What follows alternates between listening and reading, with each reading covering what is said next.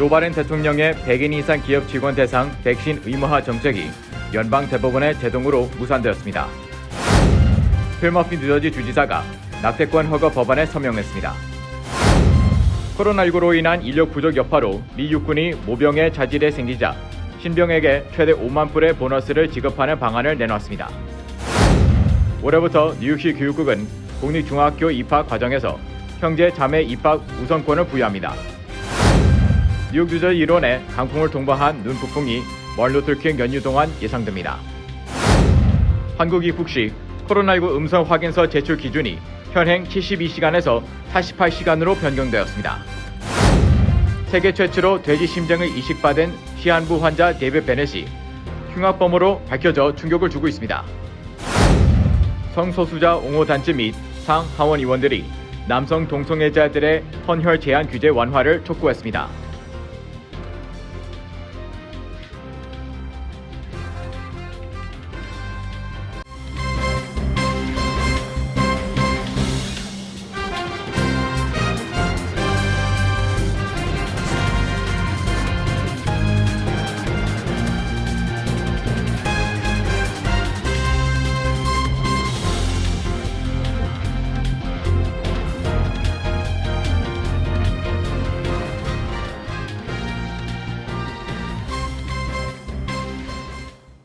여러분 안녕하십니까? KBTV 뉴스9 이창원입니다. 작년 11월 조 바이든 대통령이 발표한 100인 이상 기업 직원 대상 코로나19 백신 접종 의무화 정책에 제동이 걸렸습니다. 연방 대법원은 해당 정책을 백악관의 과도한 권한 행사로 평가한 것입니다. 첫 번째 소식 김경선 기자의 보도입니다. 바이든 행정부는 작년 11월 100인 이상 민간 기업의 종사자들을 대상으로 백신 접종을 의무화하고 미접종 시 매주 코로나19 검사를 받게 하는 정책을 발표했습니다. 그런데 어제 연방 대법원은 해당 의무화 정책은 직업안전보건청 OSHA의 과도한 권한 행사로 판단했으며 6대 3의 의견으로 해당 정책을 무효화했습니다. 존 로버츠 대법원장을 포함한 대법관 6명이 반대표를 던진 것입니다. MBC 등에 따르면 반대표를 던진 대법관들은 의회는 코로나19 대응을 위한 중요한 법을 제정했지만 해당 의무화 정책과 유사한 법의 제정은 거부했다고 말했습니다. 그러면서 코로나19가 직장에서 발생하는 위험이긴 하지만 직장에서만 확산되는 것은 아니기에 그것은 대개 직업재해가 아니라고 지적했습니다. 반면 해당 의무화 조치를 찬성한 대법관들은 코로나19라는 중대한 위험은 다수가 모인 실내 공간에서 더욱 높아진다고 말했습니다. 해당 정책은 100인 이상 사업장에 종사하는 전국 약 8천만 명의 직원들에게 적용될 예정이었습니다. 바이든 대통령은 이날 대법원의 결정 후 성명을 통해 대법원의 결정과 상관없이 고용주들은 여전히 올바른 일을 하는 연방정부의 결정을 옹호할 수 있다며 이미 전국의 100인 이상 기업들 가운데 3분의 1이 백신 의무화에 동참했다고 전했습니다. 그러면서 다른 기업의 지도자들도 백신 접종 의무화 조치를 내릴 것을 촉구했습니다. 그 반면 연방 대법원은 의료시설 종사자들을 대상으로 한 백신 의무화 조치는 5대 4의 의견으로 유지하는 것으로 결정했습니다. 해당 조치는 전국의 7만 6천 개의 의료기관 소속 1,700만 명의 근로자들에게 적용됩니다. KBTV 뉴스 김경선입니다. 어제 필 머피 뉴저지 주지사가 낙태권 허가 법안에 서명했습니다.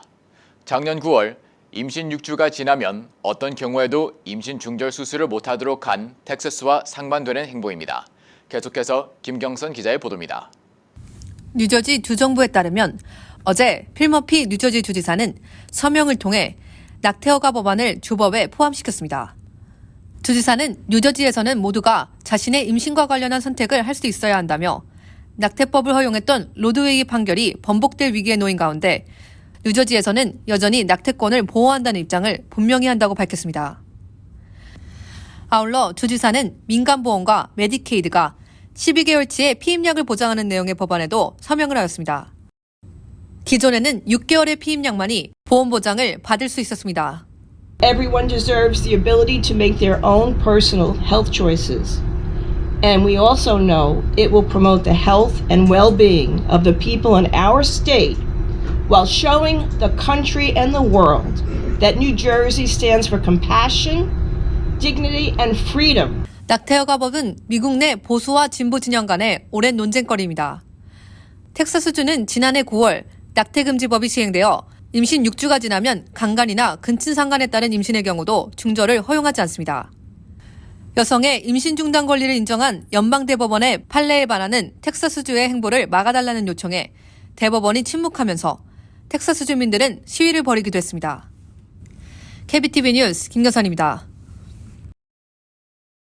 코로나19 여파로 촉발된 인력 부족 현상이 미 육군에까지 영향을 미치고 있습니다.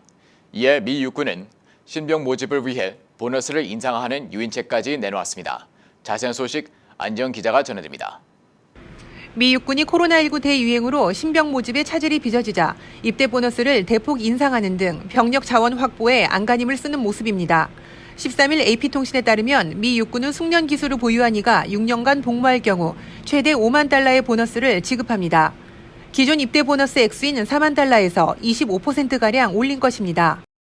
미 육군은 매년 2월에서 5월 고등학교와 대학 졸업생을 상대로 신병을 모집하는데 코로나로 인한 학교 폐쇄로 지난 2년간 대면 모병 활동이 어려워졌습니다.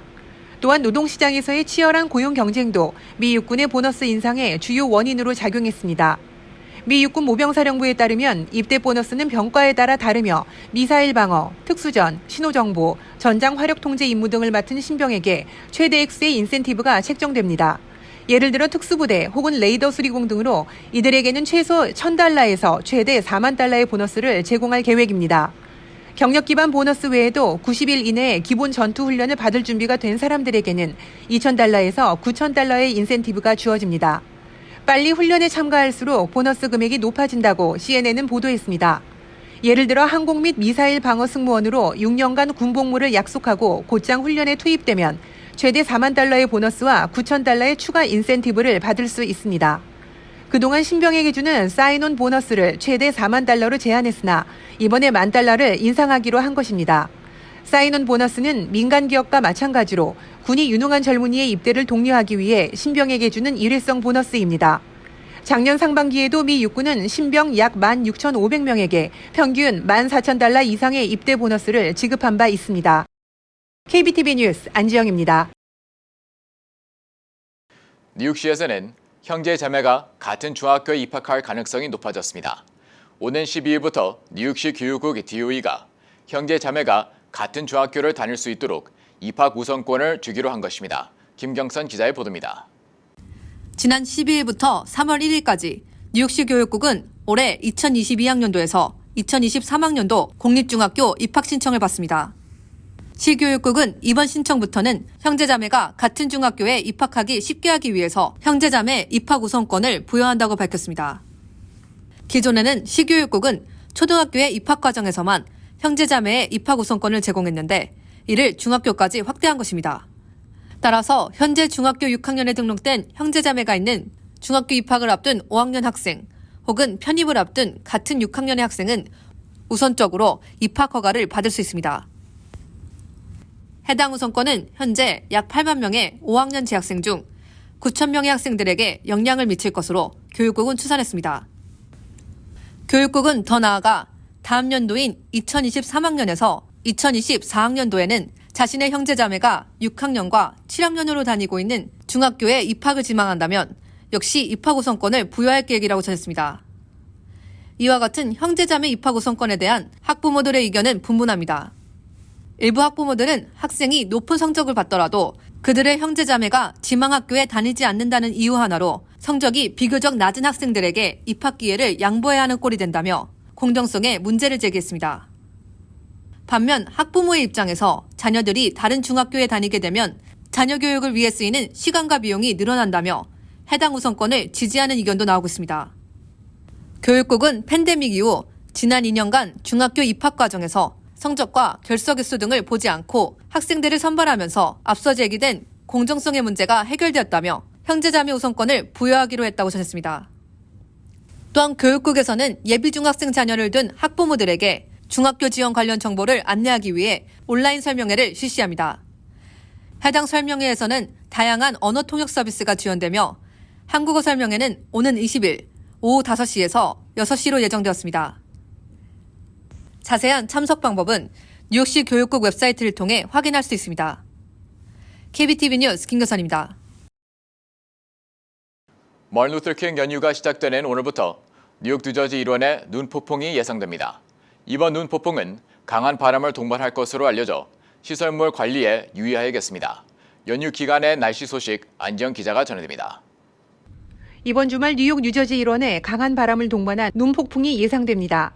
특히 17일 마틴 루터 킹데이 연휴를 맞아 이동하려는 여행객들에게 국립기상청 NWS는 각별한 주의를 요했습니다. 국립기상청에 따르면 이번 눈폭풍은 16일인 일요일 밤부터 17일 월요일 밤까지 계속됩니다. 뉴욕과 뉴저지, 커네티컷주 일대 강한 바람과 눈발이 예상되며 특히 뉴저지 북서부 지역으로 1인치에서 많으면 6인치까지 눈이 쌓일 것으로 예상된다고 국립기상청은 밝혔습니다. 또한 지역에 따라 눈과 비가 섞여 내리는 곳이 있겠다고 덧붙였습니다. 기상 전문가들에 따르면 이번 눈폭풍은 강한 바람이 큰 문제가 될 것으로 전망합니다. 시속 40에서 50마일, 지역에 따라서는 최대 60마일까지의 강한 바람이 불어 시설물 관리에 유의하고 불필요한 외출을 삼갈 것을 기상 전문가들은 강조했습니다. 또한 콘에디슨과 PSENG와 같은 에너지 회사들은 강풍으로 인한 단전 사태에 대비할 것을 당부했습니다. 금요일은 오늘 밤 한파가 예보됐습니다. 강한 바람으로 체감 온도는 화씨 영하 5도에서 영상 5도 사이, 섭씨로는 영하 20도에서 영하 15도 사이라고 국립기상청은 전했습니다. KBTV 뉴스 안지영입니다. 한국으로 여행을 계획하는 한인들은 주목해야겠습니다. 항공편 탑승 전에 제출하는 PCR 음성 확인서 제출 기준이 72시간에서 48시간으로 바꾸는 등 한국 방역 당국의 해외 입국자 방역 수칙이 강화됐습니다. 계속해서 안지영 기자의 보도입니다. 오는 20일부터 한국으로 입국하는 사람들의 방역 수칙이 강화됩니다. 한국의 중앙방역대책본부는 방역 강화 방안을 추가 시행하기로 했다고 13일 밝혔습니다. 기존의 72시간 이전 검사까지 허용됐던 유전자 증폭검사 PCR 음성 확인서 제출 기준이 48시간 이전으로 강화됐습니다. 따라서 한국으로 여행하려는 모든 동포들은 탑승 48시간 전까지의 음성 확인서를 제출해야 합니다. 또한 입국자들은 의무적으로 자차를 이용하거나 방역버스 또는 방역열차 그리고 방역택시 등 방역교통망을 이용해야 합니다. 한국 정부는 기존의 하루 78회 운행인 방역버스를 89회로 늘리고 방역열차는 17대를 운영한다고 밝혔습니다. 또한 방역택시도 계속 운영하고 필요하면 KTX 해외 입국자 전용 칸도 늘릴 예정입니다. 오미크론 변이 바이러스의 급속 확산으로 한국 방역당국은 백신 접종 여부와 관계없이 모든 해외 입국자에 대해 10일간 자가격리 조치를 취했습니다. 이 조치는 2월 3일 종료 예정이었으나 최근 라스베가스에서 열린 세계 최대 IT 박람회 CES에 다녀온 한국 기업 임직원의 대거 감염으로 다시 연장될 가능성이 높아졌습니다. 이에 따라 한국을 방문할 예정인 동포들은 일정 조정이 불가피할 것으로 보입니다. 한국질병청에 따르면 최근 한국의 해외 유입 확진자 수는 13일 0시 기준 391명이며 특히 라스베가스 국제전자제품 박람회 관련 확진자는 같은 날 0시 기준 119명으로 확인됐습니다. 그리고 CES 관련 확진자 대부분은 오미크론 변이 바이러스 감염으로 예상된다고 한국질병청은 설명했습니다. KBTV 뉴스 안지영입니다. 세계 최초로 돼지 심장을 이식받아 9사 이상 한 시한부 환자 데이비드 베넷의 이야기가 전해지며 전 세계에 큰 화제가 되었습니다. 그런데 환자 데이비드 베넷이 친구를 수차례 찔러 불구로 만든 흉악범으로 밝혀져 충격을 주고 있습니다. 김경선 기자의 보도입니다. 일주일 전인 지난 7일 미국 메릴랜드 대학 연구진은 심장질환을 겪는 시한부 환자 데이비드 베넷에게 유전자가 변형된 돼지의 심장을 이식하는 수술을 시행했습니다.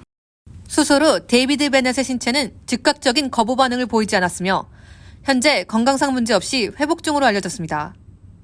이는 동물의 장기를 인체에 성공적으로 이식한 세계 최초의 사례로서 전 세계 의료 역사에 분수령이라는 평가를 받고 있습니다. 하지만 레슬리 슈메이커 다우니는 데이비드 베넷의 생존 소식에 분노를 표했습니다. 어제 워싱턴 포스트의 보도에 따르면 레슬리는 환자 베넷은 1988년 메릴랜드주의 한 술집에서 레슬리의 동생 에드워드 슈메이커를 칼로 7차례 찔러 불구로 만든 흉악범이라고 설명했습니다. 그의 설명에 따르면 베넷은 베넷의 아내가 슈메이커의 무릎에 앉았다는 이유로 슈메이커를 전기충격기로 쓰러뜨린 뒤 칼로 슈메이커의 복부, 가슴 등을 반복해 찌르고 도주한 것입니다.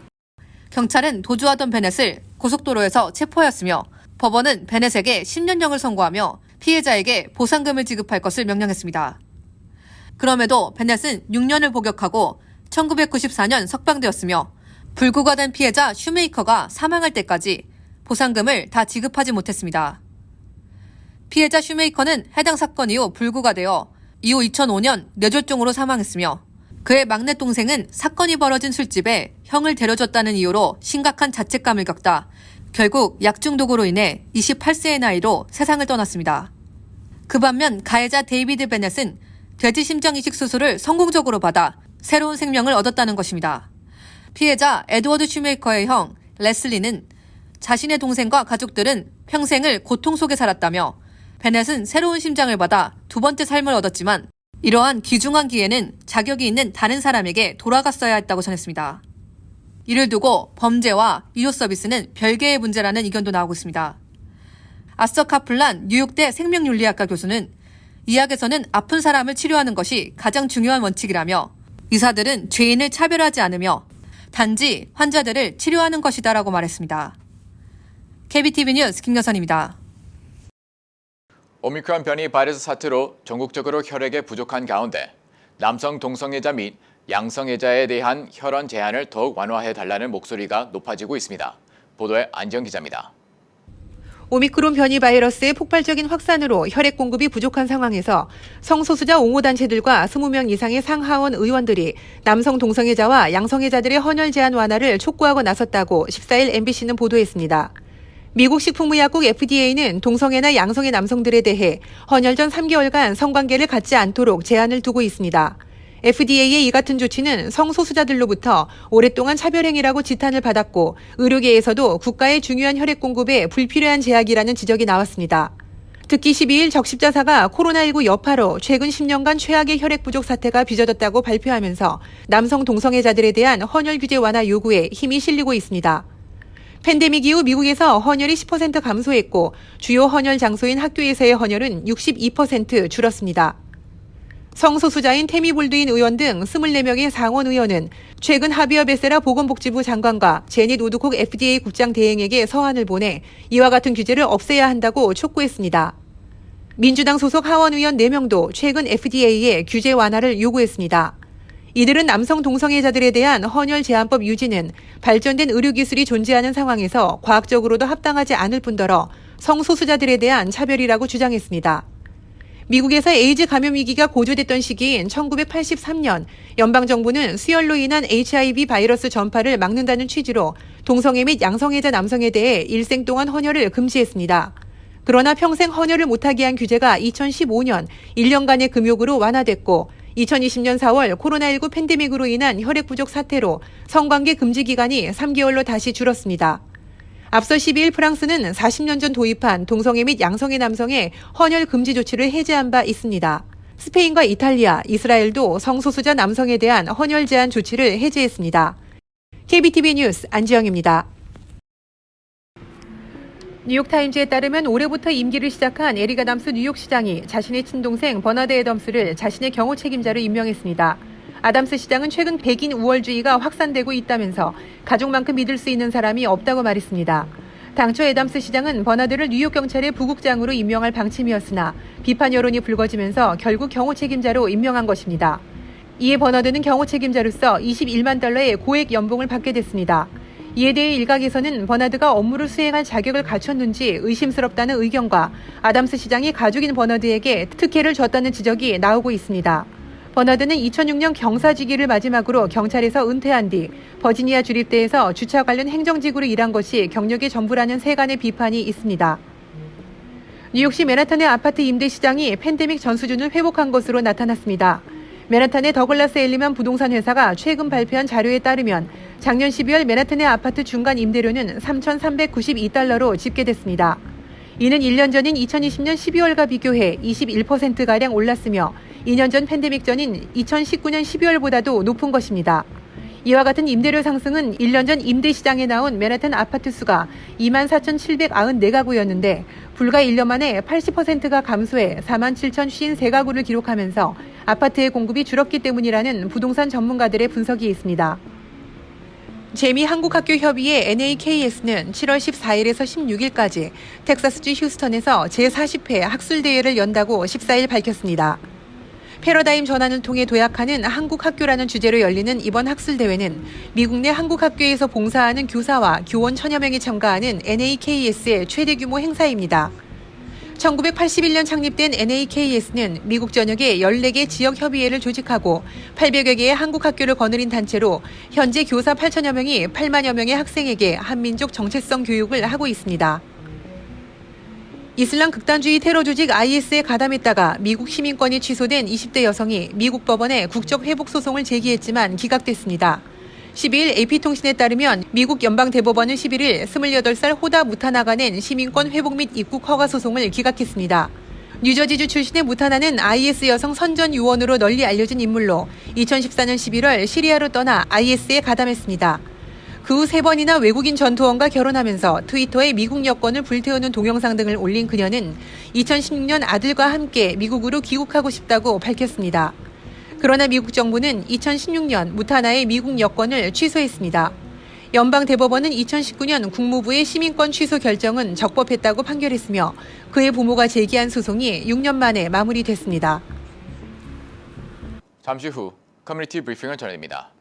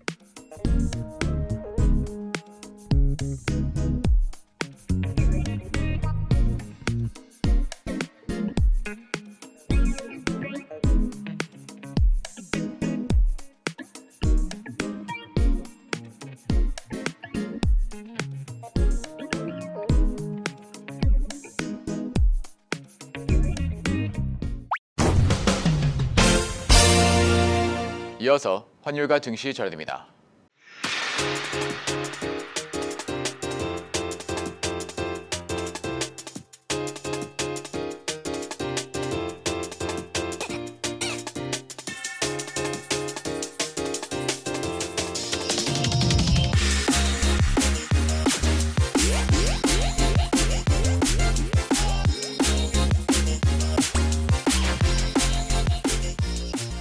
잠시 후 뉴욕과 뉴저지 날씨 전해드립니다.